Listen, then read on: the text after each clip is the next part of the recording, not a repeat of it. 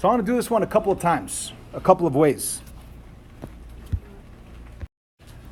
Let's first start out with the fact that you could get rid of any fraction that you want, okay? You could get rid of any fraction you want by multiplying everything by the denominator. So which fraction do you want to get rid of? The 1/2, the 2/3, or the 5/6? Pick one. 2/3, he says. So let's get rid of the 2/3, guys. Now, how could I get rid of the 2/3? You could, okay, now I'm talking about the fraction though. I want to make this fraction disappear. So I'm going to multiply everything by the denominator 3. So if I go times 3, times 3, times 3, everything by 3, that'll get rid of this fraction right here. You guys agree? Yes. Okay.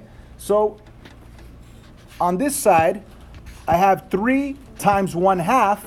Does the 3 cancel with the 2? It does not. So what I need to do is actually put that 3 over a 1, because 3 is the same thing as 3 over 1, and then multiply 3 times 1 and 1 times 2. And we're going to get a new fraction. That fraction will be 3 over 2 with an x. Over here, this fraction canceled out, so I have a plus 2. The equal sign comes down, and right here, I could put it over 1, or I could reduce. It's up to you. You could reduce 3 over 6, because 3 over 6 reduces down to 1/2. Or you could just multiply 3 times 5 and get 15. And 1 times 6 and get 6. So I got rid of one fraction. Now I could get rid of another fraction, right? Like let's say you wanted to get rid of the 3/2. You could multiply everything by 2. This by 2, everything by 2. But you know what? That's going to take a really long time, but you still could get to the correct answer. So I'm not even going to waste more time doing it this way. I'm going to get down to the better option.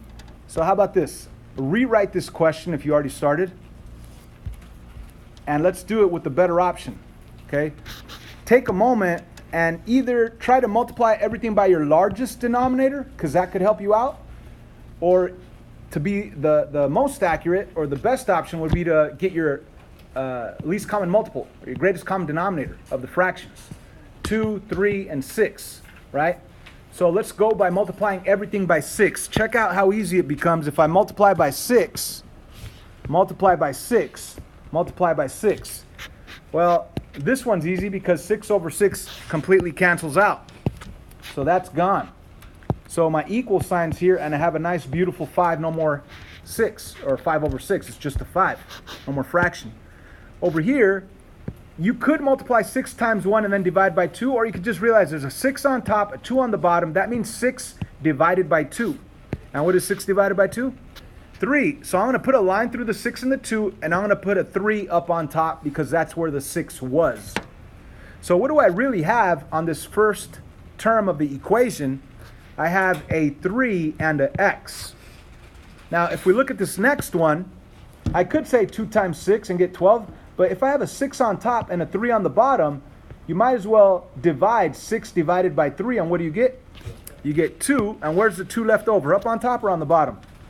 Up on top. I hope you guys realize the 6 was up there, so now there's a 2 up there. So you still need to do 2 times 2, and you get that plus 4. So we got rid of all fractions at once, okay? And that's what I want you guys to learn. It doesn't matter how many fractions you actually have. You could get rid of all the fractions. You could go one at a time the way we were doing over here, right? But that takes a really long time. Or you could think of the number that's in common with all these denominators, 2, 3, 6. Or at the very least, you could try to go with the biggest one and see if it works for any of the other numbers. But 2, 3, and 6, 6 is the greatest common denominator, or least common denominator there. So we now are going to solve this equation by subtracting 4. Subtracting 4, we have 3x equals 1. 5 take away 4 is 1.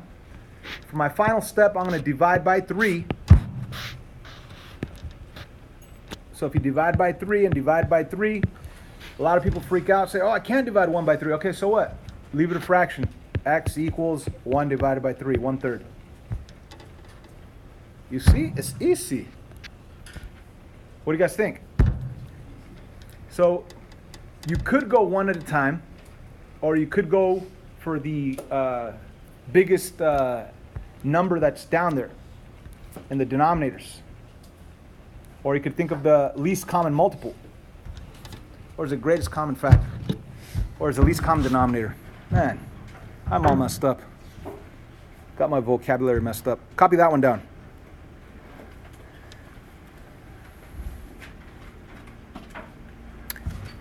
Eddie, if I wanted to cancel out the 2/3, if I just wanted it to be a 2x, I could multiply this by 3, but this by 3, this by 3, this by 3, everything by 3, right? But that would technically only get rid of that first fraction, right? So what would be a better idea? Anybody? Multiply everything instead of by 3 by what? 6, okay? 6 is an option. And you know what? We're going to go with that, and then I'm going to even give you a better number, all right? So let's go with 6 right now. So we're multiplying everything by 6, and on this first fraction, I could actually do 6 divided by 3, right? 6 on top, 3 on the bottom. What do we get left over? What do we get left over, guys? 2. So this cancels. I get a 2, and the 2 is up on top. So what do I really have on my first term? I have 2 times 2 with an x. So what's 2 times 2x? 4x. So it actually got rid of that fraction as well, even though we were kind of going for this fraction.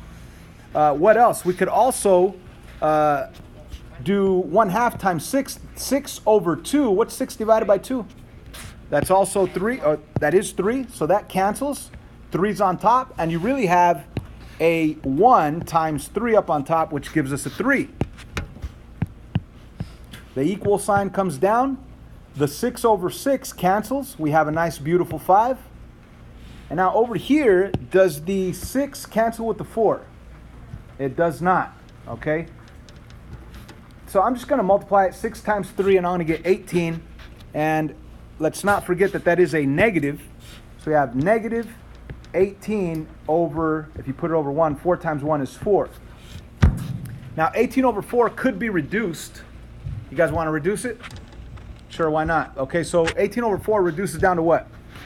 9 over 2. 9 over 2, thank you. So this is really a 9, this is really a 2. Okay, so we really have the fraction 9/2 instead of the 18 over 4. Let me just scratch it out. We have negative 9/2. That's ugly. Let me rewrite everything. Okay, so we still have one more fraction to get rid of. How do I get rid of that other fraction? Multiply everything by 2. Now, if you wanted to, you could also move this 3, subtract 3, and subtract 3 right here. That way it'll make it smaller, but I'm going to just multiply everything by 2. Keep it going. So if you go times 2 here, times 2 here, times 2 here, times 2 up here, the 2's cancel. You're going to have a minus 9 left over. 2 times 5 is 10. Bring down the equal sign. 2 times 3 is 6.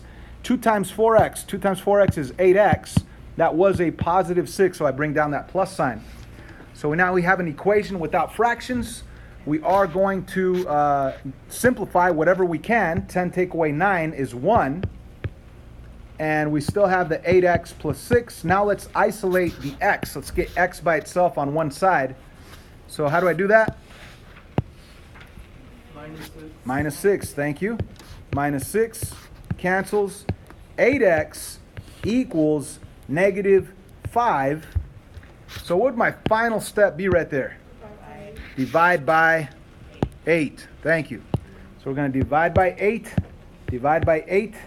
And that's your answer. X equals negative 5/8. Negative 5 over 8. What do you think? Let's try a better number. You know how we started multiplying by 6? If you just take a couple of seconds longer and you think about a better number, so 3, 2, 6, and 4, all of these 4 numbers could be changed to what? 12, right? If you wanted to. So 12 is kind of like our lowest common denominator of all those fractions if we were adding or subtracting.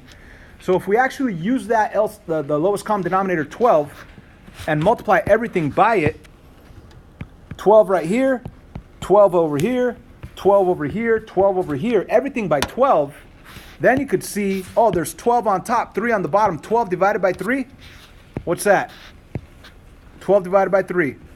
It's 4, so you put the 4 up on top. So you really have 4 times 2x, which is 8x. So this is the best way of doing it. And then you move on to the next one. The next one has 12 on top over 2. That's 12 divided by 2. What is that? 6. And you, of course, you have that 6 up on top. So you still have to do the 6 times positive 1, which is positive 6. So positive 6 comes down. The equal sign comes down. Then you have this 12 up on top over 6 on the bottom. What's 12 divided by 6? It's 2. So this cancels out, and there's a 2 up there. You still need to multiply, though. 5 times 2, and you get 10. And at the very end, we have the 12 over 4. That's 12 divided by 4. What do we get? 3 up on top. So you really have the original negative 3 times 3. What's negative 3 times 3? Negative 9.